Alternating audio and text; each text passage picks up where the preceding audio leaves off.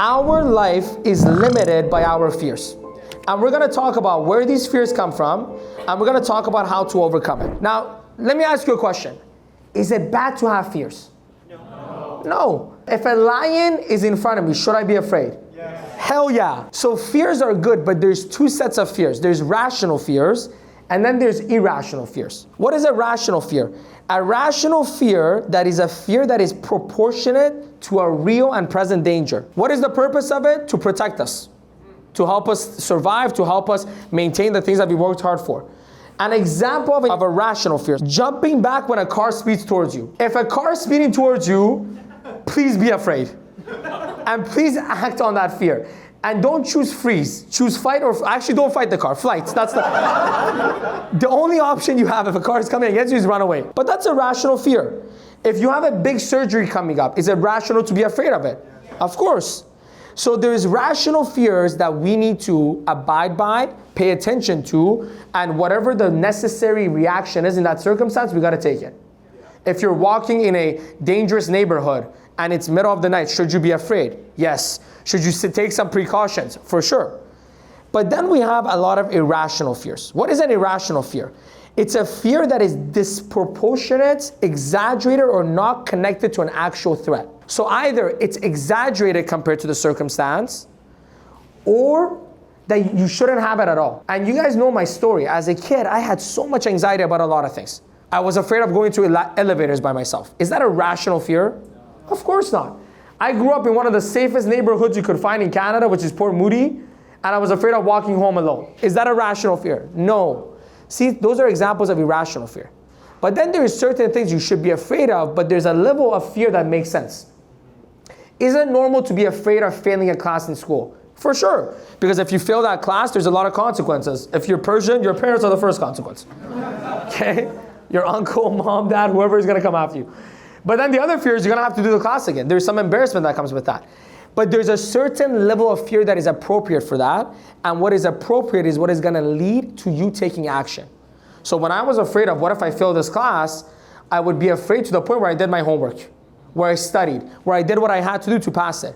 But I didn't sleep on the middle of the night and go, what if I fail?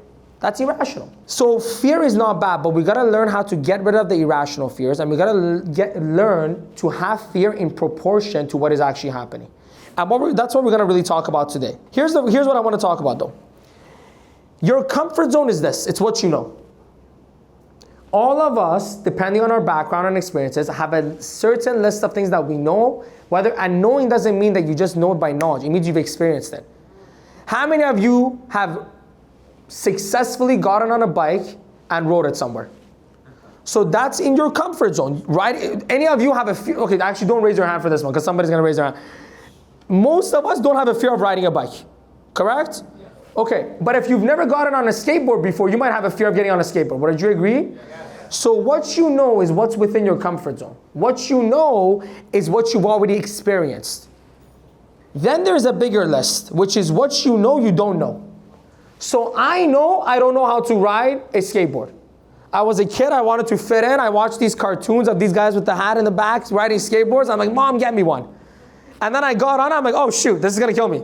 So then the only time I got on the skateboard was to sit on it, to go down the hill. And even then, at some point there was a car coming and I'm like, you know what, this is not even a good idea. But that would be out of my comfort zone. I know I don't know how to ride a skateboard. If you bring a skateboard here, I'm not getting on it.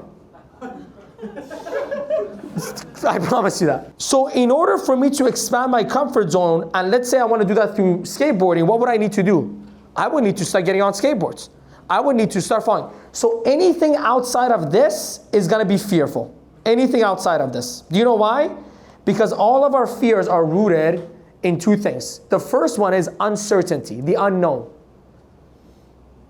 Why are some of us afraid of going on a plane? Because there's an unknown to it. What's going to happen? What if I get anxiety? What if the plane has some issues and I get scared? It's an unknown. So anything, but then once you start getting on planes regularly, do you still have that fear?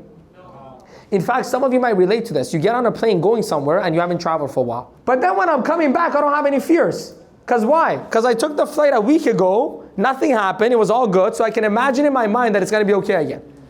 Then there's another list. What you don't know, you don't know. Some of you didn't know anything about this industry. Some of you, your biggest fear was, how do I find clients?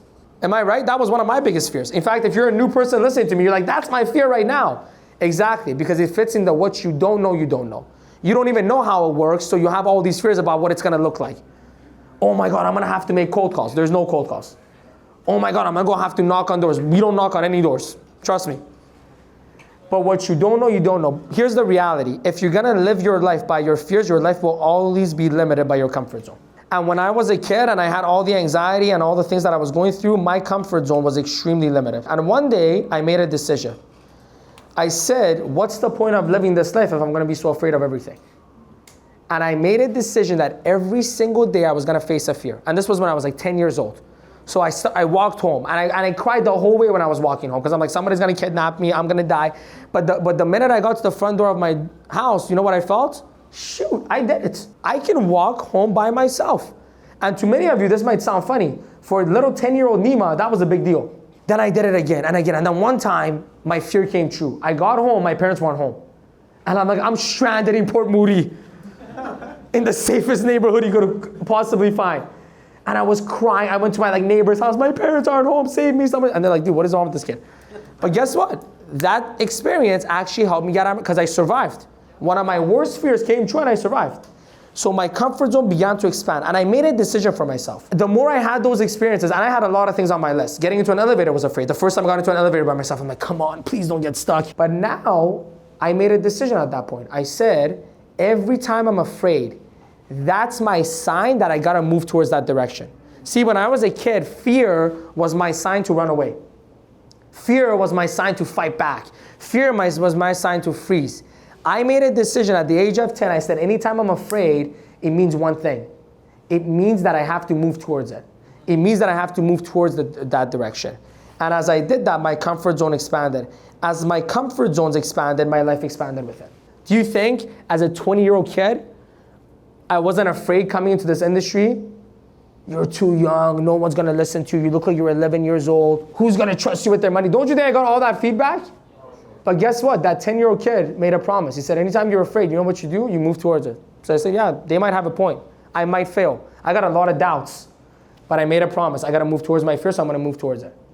Everything I did in this business, I was afraid of. I was afraid of talking to people. I was afraid of sitting in front of someone and doing a presentation. I was afraid of doing public speaking. But because I was afraid, I had to do it. If I hadn't done that, do you think I would be making $1.5 million a year right now in passive income? Hell no. I chose to overcome my fears to expand my life. So before we go into it, you need to make a decision for yourself. Are you okay living limited? Are you okay living scared all the time? Are you okay being dominated by your anxiety? If the answer is no, then this might be the day you make a decision, never again. Almost everything you're afraid of is linked to rejection. Let me explain to you why. Thousands of years ago, what did our lives look like? Hundreds of thousands of years ago, you could say. We lived in little tribes, in little villages, yes? In little huts. But guess what happened there? If you're there and you piss somebody off who's a big deal, what could happen to you? They might say, you're not allowed in our tribe anymore. Off you go to the forest. And what's in the forest? Tigers, lions, cheetahs. So the reason why it was so important for us to avoid rejection was because rejection could mean no survival. And that got wired in our minds because for thousands of years, it was like that. I remember when I was first wanting to get into dating and I wanted to meet girls. Just like any guy, I was afraid of talking to girls. Okay, if you're a guy and you say you weren't afraid, you're a liar. So we just found out. But I wondered one day, I'm like, why am I so afraid? Like, why would I be afraid of a girl saying no? Like, what's the big deal? And then I went and did some research. And you know why? Because back in those tribes, you go talk to the wrong female who's got somebody that, is... I don't know if they had boyfriend-girlfriend relationships then. I don't know what they did back then. But let's say somebody that is, that's my girl, let's say. That guy would get a rock and smack you in the head. Because now you're a threat, literally. You go, well, what about the single girls? Good. You go to the single girl and you say, hey, do you want to go into the woods and see some tigers? I don't know how you pick up girls back in those days, okay? I'm just assuming. Let's go by the pond. I don't know. And then that girl says, ew, not you. Guess what she tells all the other girls? I said no to him. Do you think the other girls want to say yes to you now? No, your reputation is not that great anymore. So then you don't get to reproduce. Seriously.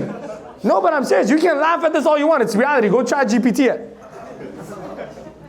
So that's where our fear of rejection comes from. But are we living in little tribes anymore? No. Are we in situations where if one girl says no to you, that's it, it's over? No. So why should we still keep those fears? We shouldn't, but because it's wired in our brain, we have to unwire it. And here's another part to it. That's the survival part. Here's the next part. We all have a need for belonging and for love. Yes or no? Yes. So when we get rejected, we feel like that's going to be at risk. Persian parents are very good at that. Never talk to me again. All my cousins were just I love them, but they were used as the batons over my head. Right? Because you feel like, oh my God, if I don't get good grades, my cousin's gonna be the new son instead of me. But is that rational? No, and I called the bluff. When I decided to drop out of the university, all the threats came. I said, okay, I'll leave. And shoot, he found out. We love him. We gotta keep him. And I go, all right, come back, it's fine. But the reality is, all of these fears are disguised in this. If I'm rejected, I'll lose love, I'll lose belonging, and I'll lose my worth. Now you go, Nima, I'm not afraid of rejection, I'm afraid of failure. But you're not afraid of failure because you're actually thinking, if I fail, people won't respect me. If I fail, people are gonna look down on me. So it's still rejection, it's still judgment. You go, Nima, I'm afraid of public speaking, not rejection. Well, what are you afraid of public speaking? That you're gonna mess up and people are gonna judge you, yes or no? Yes. You say, oh, I'm afraid of, commitment. You're afraid of getting rejected, you're not afraid of commitment. You're afraid of being authentic with someone, giving them your heart and then them breaking it. So again, it's all rooted in rejection. And why is it important to know? Because when you know what the problem is, now you can go solve it. You know what's worse? Do you know what's worse than not knowing what's wrong with you in terms of health? Like imagine you have some health issues and you don't know what the issue is. You think, well, that's the worst possible scenario. We don't know what's wrong with me. No, there's a worse scenario. Then thinking there's something else wrong with you. Imagine you have some issues with, let's say you have the flu and they think you have heart issues and they give you heart medication. Now you have the flu and you have heart issues all of a sudden. So the worst thing is not to know what's wrong with you. The worst thing is to think there is something else wrong with you, go try to solve it and then unlock a bunch of other problems. Yeah. So the idea of this is if you understand where your fears come from, now you can go to the exact source to solve it. But if you keep thinking it's something else, then you're gonna keep being disappointed because you keep trying to improve but nothing changes. How do we actually overcome fear? So now we know the foundation of our fears. It's uncertainty, it's rejection, but how do we actually overcome it? The formula is very simple. The first thing is you gotta take responsibility. You can only change things in your life that you are responsible for. Some people go, I am afraid because I have trauma. Congratulations, so do we. Who do you know that doesn't have trauma? Please introduce me to somebody who has no trauma. If you're on this planet Earth, somebody gave you trauma. If it's not your parents, it's your school teachers. If it's not them, there's nothing unique about trauma. But as soon as you say, it's because of my trauma, then guess what? Unless you can go back in time and fix what happened, you can't fix your situation. Some people go, it's my parents. One time I got on a bike and they yelled at me and I never got on a bike again. Well then, we gotta go and change your parents. Find that formula for me. So anytime you blame, you're giving away power. Anytime you blame, you lose control. The first step to changing anything is taking responsibility.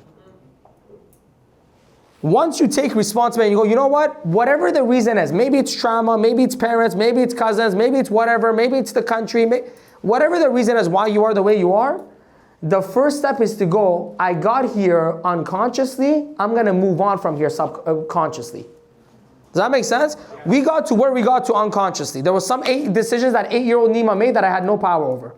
There was some things that happened around me that I had no power over. But now that I'm conscious, should I still live unconsciously or should I live consciously? So I take full responsibility for my life and I go after changing it. Now, once you're there, here's the next step. You gotta create awareness. Today, part of the whole lesson is about creating awareness for you to understand why you feel the things that you feel, why you have the fears that you fear. Does that make sense? Then you gotta accept it. I had to accept as a kid that I had a lot of things that I was anxious about. Then I had to forgive myself and anyone else that I thought that was involved. And then I had to face it. The only solution to overcoming fear is to face it. There is no other solutions. There is no other playbook. In fact, everything that I'm going to talk about today is to help you make it easier to face your fears. It's to help you stop procrastinating and delaying it. But the only solution is to face it. And here's the thing about fear. It's like cancer. It starts as a small tumor. The more you let it go, the bigger it gets. The bigger it gets. The bigger it gets. And one day it becomes a whole monster that you can't handle. So my suggestion to you is start today. And in this session, as I'm talking, I want you to write down some of the fears you have. Whatever they are. And I want you to make a decision to act on them this week. So here's the first solution to making it easier for you to face your fears. You gotta reframe it. You guys have seen this chart before. I've talked about it before. I wanna go over it again for the new people. Things happen to everyone, don't they? Yes. Things happen to everyone. Some people are a little bit more unlucky, maybe lucky, the way you wanna look at it, and maybe a little few more things happen to them than others. But things happen to everyone. That stimulus, that thing goes through your belief system. When you don't understand this stuff, your belief system is based on unconscious things that happen, things that you decided at a young age. That creates a certain feeling and emotion, which creates a certain behavior or action. Have you noticed there's some people that you say anything to them and they get upset? Anything. And then have you seen people, no matter what you say to them, they don't get upset? So you could go to somebody and you could go say, da da da da da da da da, and they'll fight you back, they'll cry, you go say the same things to somebody else and they go, okay, like whatever. What's the difference? It's the belief system. See, one person stands there and goes, how dare you disrespect me? What? Why would you say that about me? And then the emotions from that is pain, sadness, resentment, and then the behavior is gonna be to fight back, to run away and cry or whatever. Another person goes, dude, something is seriously wrong with you. Like, whoa, there's a lot of negativity. I don't know if I should hug you because you seem a little dangerous, but like, maybe you should go for a walk, calm down and come back. Like, I don't know why this is all coming to me. Because that person's belief is, I know who I am, I know what I am. I don't, like, if somebody's saying this stuff about me, doesn't change it. Like, I'll give you guys a real example. When I was a kid, mom jokes were a big thing. That was like you went to school prepared with your mom jokes. You're like, oh, I got your mom so fat, like all this, you had it all. And other kids came after. And then there was some of these kids, and they'd be like, yo, if somebody says something about my mom, I swear. And we're all 9, so like, what are we gonna do, you know? But like, I'm like, all right, Timmy, chill. And then somebody will come and say stuff about my mom, like, your mom's this, your mom's that. I'm like, bro, you've never even met my mom. What are you talking about? Like, that was my mindset. And they're like, yo, did you hear what he said about your mom? I'm like, yeah, bro, he doesn't know my mom though. I don't know if he got me mixed up with another kid or he's talking about his mom. Like, I'm not really sure what the issue is. But none of the things he's saying about my mom is true. She's very fit. She's not fat at all, actually. Like, everything's fine. But that was my mentality. That was my belief system. I'm like, dude, everything you're saying is obviously BS, so why would I get upset about it? 10% of life is what happens to you. 90% is how you react to it. Most people think it's the opposite. Most people think that 90% is what happens to you, 10% is what you can do. No, it's the other way. But in order to choose your reaction, you gotta take control of your belief systems. You gotta take control of what you allow go through the filter. So let me give you some examples. What are some ways we can reframe fear? Because we all feel fear, yes or no? And what does fear feel like? You get some butterflies in your stomach, you feel a little bit of tension, don't you? Okay. You could have that feeling, and instead of saying, oh my God, I'm so afraid, you could say, whoa, my nerves mean my body's geared up to help me perform. Don't you think before I go speak in front of 30,000 people in Vegas, all my mentors, all my team, you don't think I'm afraid? Like when I'm on stage, I look cool as cucumbers. I don't know if cucumbers are cool, but it rhymes, so let's just go with it. But I show up on stage and they're like, wow, Nima looks like he's done this forever. No, backstage, I'm like, huh. Like my heart rate is like 180. I'm pacing back and forth. Now, this year it wasn't like that, but the first year for sure, second year for sure, third year. The third year, Puyan story, remember, I didn't even sleep the night before. I got like 20 minutes of sleep. I was having panic attacks all night. But guess what I was saying to myself before I went on stage? I'm not afraid, I'm fired up. I'm not afraid, I'm excited.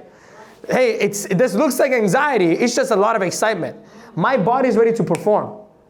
And by the way, there was a book that I read when I was a kid, because I used to get a lot of anxiety before I played soccer. And in the book it said, Too little anxiety reduces your performance. Too much anxiety reduces your performance. But you need a certain amount of anxiety to perform at your best. And I always remember that. So anytime I feel nervous, anytime I feel anxious, you know what I tell myself? I'm just fired up. I'm just excited. My body just doesn't know how to maintain all this energy I'm about to deliver. And I go into it that way. See, the stimulus is my anxiety, the feelings of fear. My belief system that it's not fear, it's excitement. So then the feelings and emotion is what? I'm gonna kill it, I'm gonna do amazing. Because when you're anxious and you're about to go speak in front of 30,000 people and you believe you're afraid, what is the thought? What if I forget what I'm gonna say? What if I just freeze? Yes or no? But if you say I'm excited, well, when you're excited, even if you freeze, you'll say something. I've even thought about this before. Well, I'll talk about this a little bit more when we go into reframing, but I don't want to get ahead of myself. Here's another way you can reframe fear. Fear as growth. Feeling afraid shows I'm stepping out of my comfort zone so I can grow. So anytime you feel afraid, instead of going, oh my God, what do I do? You know what you can say? Oh my God, I'm about to grow. Oh my God, here's a chance for me to get out of my comfort zone. Fear as a teacher. The feeling is pointing me towards a new experience that I can learn from. See, what happens when you start to take on these beliefs and reframe it that way? Now fear becomes exciting. Now fear becomes an adventure. Now fear becomes an opportunity. Well, if it's an opportunity, why would you avoid it? If it's an opportunity, why would you run away from it? If anything, if it's an opportunity, you should be running towards it. You should be thanking God for it. You have control. And some people go, well, Nima, isn't this me being delusional? You already are being delusional. Let's just switch it around. Seriously. Like when you sit there and go, oh my God, what if Tom in his mom's basement thinks that this is a bad idea? Who cares about Tom? What control and power does Tom have over you? You're already being delusional. So at least switch around so it benefits you. What's going to benefit you more? Talking to Tom, getting out of your comfort zone, overcoming the fear of rejection, building your dream life, or having Tom think that you're okay? Which one's going to help your life more? I want to know. Some of you have Toms in your life. Go ahead. So shouldn't you reframe it in your mind so you can switch it? Look, when I was a kid, I was already delusional. Why the hell was I afraid of all the things that I was? I just made a decision to go. If I want to live the life that I want to live, I gotta actually change this belief system. And I didn't know what I was doing back then. I now know what I was doing. But back then, I started to tell myself every time I was afraid, it's a good thing. I got to go towards it. That's how I'm going to grow. I started to delude myself just like I had deluded myself leading up to it. How do you reframe fear of rejection? Well, the normal thing to do is go, oh my God, I'm going to lose a client. And that means I failed. Here's what the champion does. They go, this now frees me to focus on prospects who truly need and value what I offer. Isn't that true? Yes. Okay. How many people are in Canada, guys? 40 million. In the US, we got another 330 million. We have access to all of them. Do you think you have enough time to get through to all of them? No. Shouldn't you filter faster? Yes. In fact, for me, I realized that I sat there one day, I said, there's 40 million people here. I got to get my nose quicker. So I went to a situation where I would go into an invite and I would be hoping, I'm like, please say no faster so I can go invite the next person. Because I'm looking at the time and I'm like, I'll never get through 40 million if you take forever. Nima, I want to think about it. Can you not just tell me no so I can move on? Seriously. There is 40 million people out there in Canada. There's 300. What is you getting stuck on that one person going to do for you? Nothing. So for me, rejection and no is a good thing, not a bad thing. Because that person just told me they're not ready so I can go to the person that is. Here's the next one. Rejection is protection. If they turn me down, it hurts my reputation. That's the common thinking. Oh, that was me, by the way, when I was 20, and my reputation was a failed soccer player, university dropout. I'm like, oh, I can't have little Timmy here think that I'm a loser.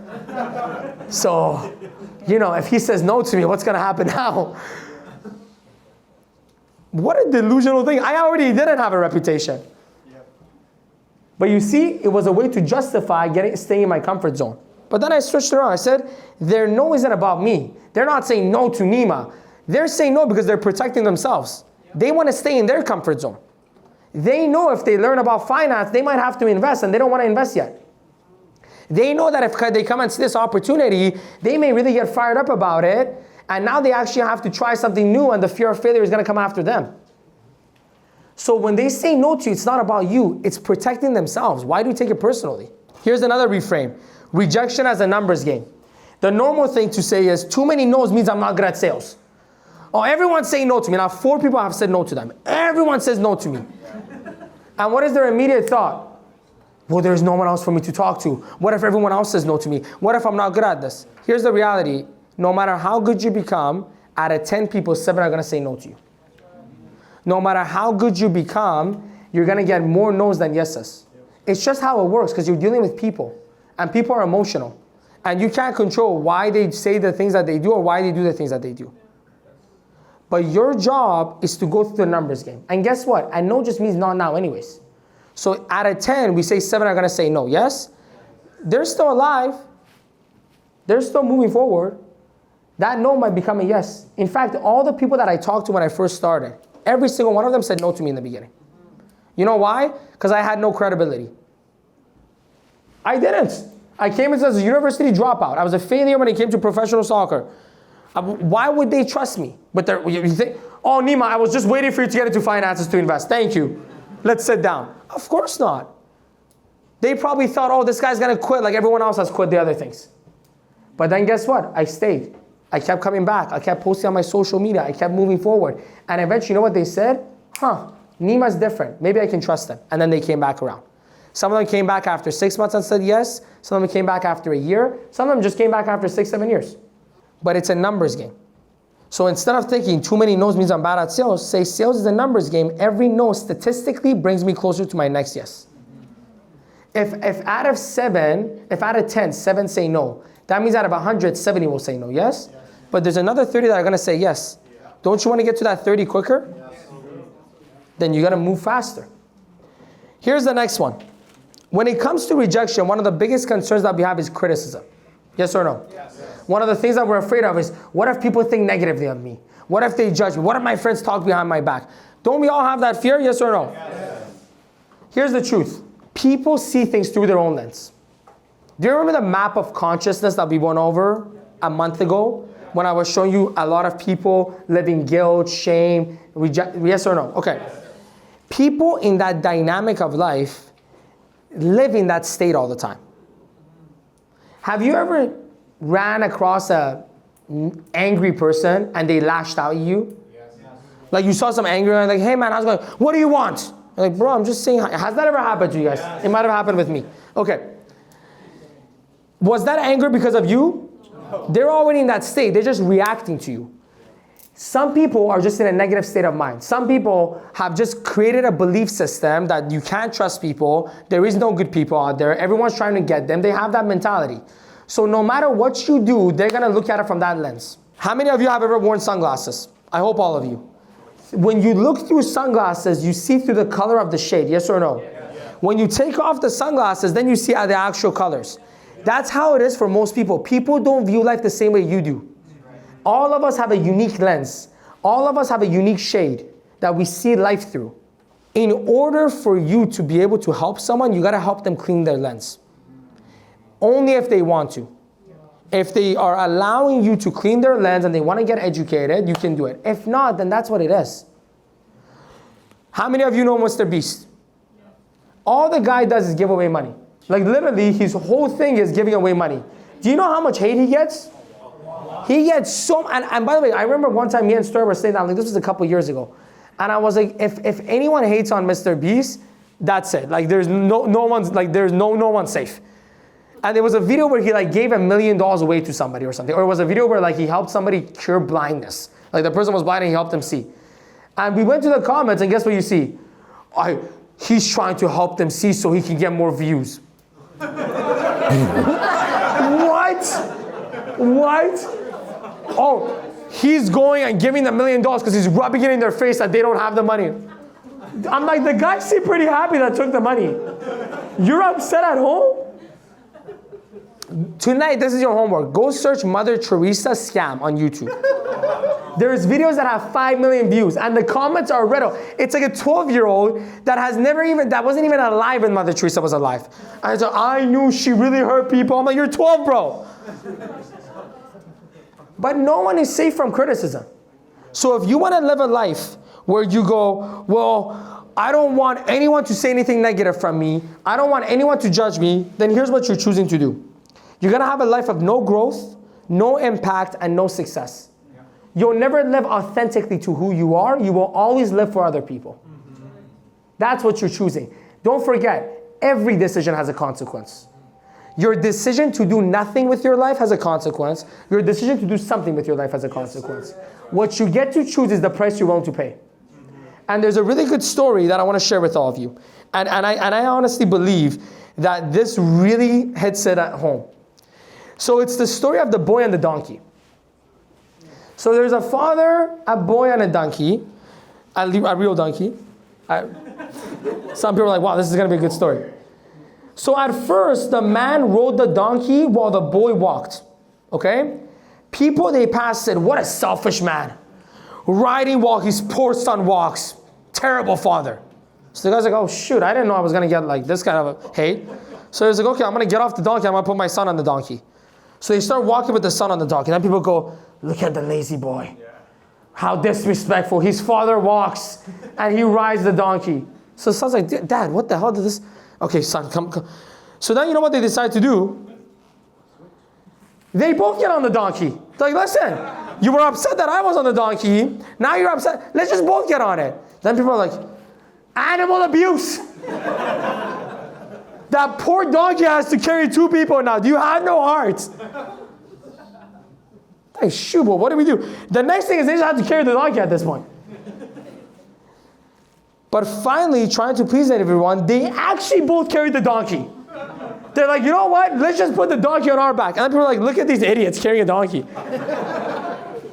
Did you get it? Yeah. That's what life is like. You'll never make everyone happy. But if you try to, you'll make sure you make yourself unhappy. So at some point in life, you got to go, you know what, man? Everyone's going to get pissed off at me no matter what I do with this freaking donkey. The donkey could be the business if that's what you want to portray. So you're like, you know what? I'm just going to do what I want with it. If you want to ride the donkey and let people make fun of you for it. You want your boy to ride the donkey, whatever. It's your life. At the end of it, you think any of them are going to think about you? You think any of these people in this village or neighborhood, whatever it was, you think they went home and like, oh, that donkey and the boy, oh. No, dude, they had other problems to think about. The truth is, no one really even thinks about you. How many of you go to bed worrying about Mr. Beast? Oh, I wonder if he gave away the money. How many of you go to bed worrying about me? Nima, tonight's session.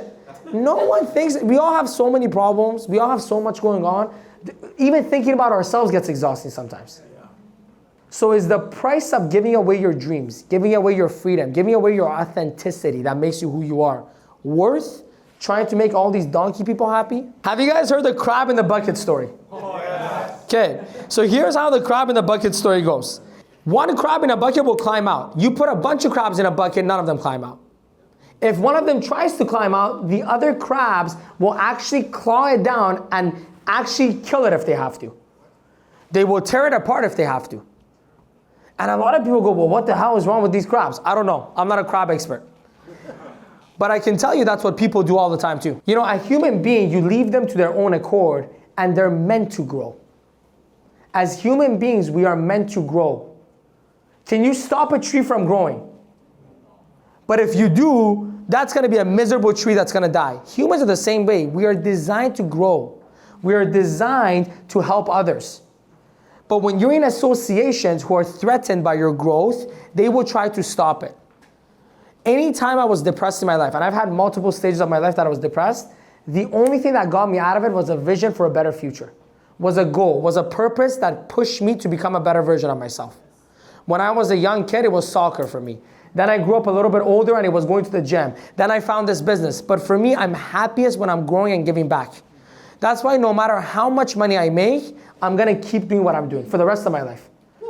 Because for me, I'm happiest when I'm growing and when I'm helping others grow. But guess what? Just like we talked about the donkey story and the criticism, some people look at your ambition to grow as a sign of inspiration where they go, if they can do it, I can do it. And guess what? A lot of other people look at it as a threat.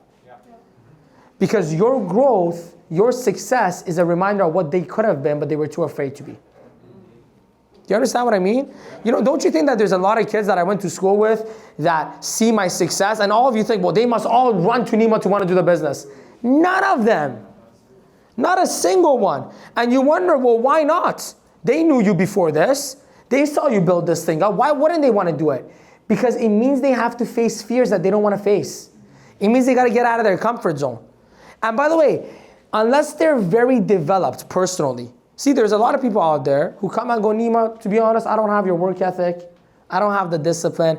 I'm not even as motivated as you are. Bro, my dream is to just like come home at 3 and like do nothing. And I go, bro, give me a hug, respect. Respect, watch all the TV shows, my guy, and do it. And I'm so proud of them because they're living authentically to them. And they respect me for living authentically to me. But there's very few people who have that level of acceptance and awareness. You know what most people think? Yeah, bro, I could have exactly what you have if I didn't love my family. What the hell? Where did that come from? Yeah, bro, I gotta see my mom and dad all the time. You probably didn't see them that often. I'm like, but I did this so they can be proud of me and so I can help them. No, I love my family. Don't talk to me. Okay, but it's a scam. Really? You think so? Well, why don't you call the cops? How come the government hasn't figured this out? How come all these companies haven't figured it out? Well, it's not like a scam, but like, it's a scam. What is it exactly?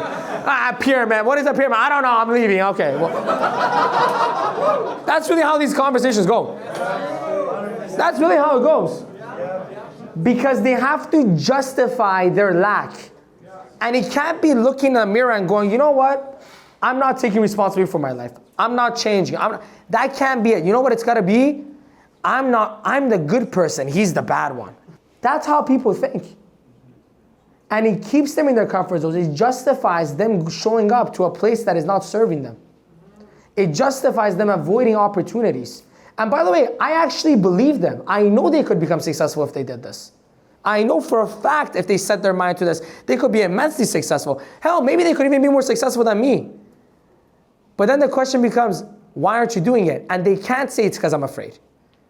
They can't say it's because I want to stay in my comfort zone. They have to make something up. Here's another one that I like. It's not my passion. Have you tried it? I just can tell. What is your passion? I don't know. What's your plan to figure it out? Listen, I don't want to talk about this anymore. It's true. So that's the crab mentality. That's why when you try to do something, people come and stop you. Some people come and stop you because they genuinely care about you and maybe they've had bad experiences or they're afraid to see you fail. My parents were like that. My parents were like, you should go to school, you shouldn't do this. Not because they understood the business, not even because they didn't believe in me, because for them, that was the path to success for me. And because they wanted to protect me and they cared about me, that was their advice. Does that make sense? Yes. But it wasn't the right advice because they didn't see my vision. They didn't see what I saw. They didn't know where I was going. So I don't blame them. They were giving me advice from what they knew, and I respect that. But I'm not going to live by it. Then there is other people who give you advice to protect themselves. And that's some of your best friends. That's some of your girlfriends, boyfriends, even husbands and wives could be in that category.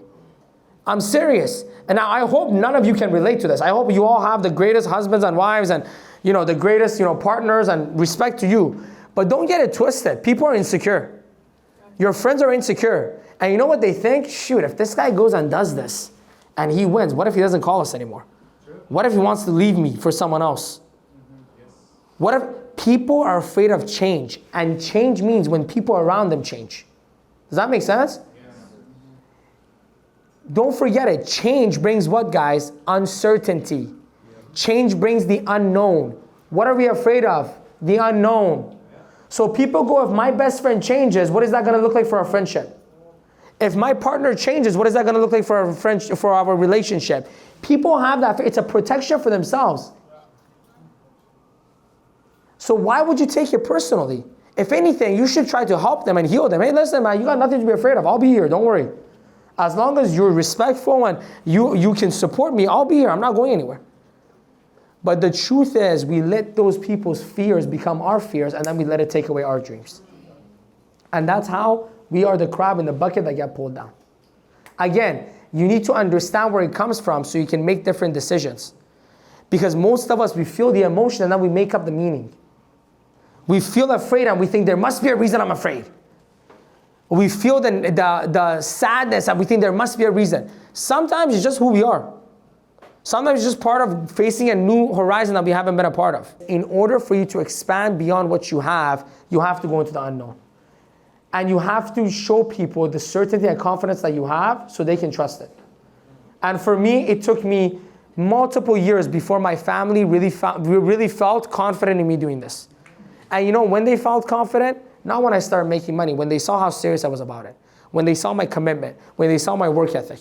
And then there was other people who wanted to protect themselves that they got jealous. They became haters.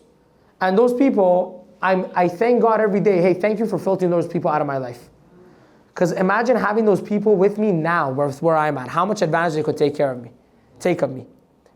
You know, I actually don't mind lending people money because it gives me a chance to get to know who they are. And I've had people in the past where I lent them $500 and they never paid me back. And you know what I did? I sent them a message, I say, thank you, brother. What are you thanking me for? Thank you for showing me at such a low cost what you're really about. What a low cost. I'm like, bro, here's the funny part. You could have gotten 10K from me. You could have probably got 20,000 from me. You sold it for 500? But let people tell you who they are at a cheap price. Let people tell you at a low cost what they're made of. Don't wait till the cost becomes too high. So I wanted a lot of those people to show me what they're made of for me when I chase my dreams, not when I achieve it. Because it's too late at that point. Here's the next thing. Leverage internal motivation to overcome fear. You know what's one of the easiest ways to overcome fear? Have something bigger you're afraid of. The easiest way to overcome a fear is have something bigger you're afraid of. Are there people out there who are afraid of losing weight and going through that process because they have this fear of, what if I go to the gym and eat well and it still doesn't work? Aren't there people that have that fear? Aren't there people that are like, I don't know if I'll like my body? Like a lot of females, they're like, I don't want to go to the gym because I might gain muscles. Now, I'm not a personal trainer, but personal trainers have a objection handling format for that. But there's a lot of people that have fears of the unknown when it comes to something like that. Until they sit in front of a doctor and the doctor goes, hey, if you don't lose 30 pounds in the next 6 months, you're going to get a heart attack and it's going to be game over for you. Now it doesn't matter how much they're afraid of being embarrassed at the gym. It doesn't matter how much they're afraid of what if it doesn't work. Now they go to the gym and they don't lose 30 pounds, they lose 80 pounds. Yes or no? Yes. So the easiest way to get over a fear is to find a fear bigger than the fear that you have. Let's go back to my dating life, okay? You guys, and by the way, I talk about it because it's relatable. So when I'm first, wanting to get out there and meet people, I'm afraid of rejection more than you can imagine. By the way, I'm okay somebody saying I don't want insurance. That's fine. I'm okay with somebody saying I don't want to join your business. Somebody tell me I don't want you, that's a little bit more personal. Right? And that, you swipe right and then everyone else swipes left. That's a little bit more personal.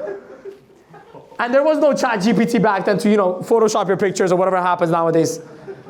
But the reality is, that's a pretty real fear, isn't it? Yes. But you know what I was more afraid of? Being lonely forever. Okay? You know what I was more afraid of? Being somebody who was limited to only people that they could meet easily. Because I had a vision for my life where I said, look, I want to be in a situation, in a position, where I can talk to anyone, anywhere. Because I don't know who my soulmate is. And what if my soulmate walks past me? And what if I don't have the courage to talk to her and she talked to someone else? So for me, I use that fear to overcome the bigger fear, the fear that I had at the time of rejection. I was more afraid of being a fearful person than I was afraid of somebody telling me no. Here's what I want to end off with, guys. I want to end off with this quote. This is probably one of my favorite quotes. I know I've said that a few times, but this is definitely up there. And I always think about it because this is so aligned with everything we talk about. And it's so aligned with today's training. So pay attention. Our deepest fear is not that we are inadequate. Our deepest fear is that we are powerful beyond measure. It is our light, not our darkness, that most frightens us. We ask ourselves, who am I to be brilliant, gorgeous, talented, or fabulous? Actually, who are you not to be? You are a child of God. Your playing small does not serve the world. There is nothing enlightened about shrinking so that other people won't feel insecure around you. We are all meant to shine as children do. We were born to make manifest the glory of God that is within us. It's not just in some of us, it's in everyone. And as we let our own light shine, we unconsciously give other people permission to do the same. As we are liberated from our own fear, our presence automatically liberates others. Thank you, everyone. Have a great night. Thank you.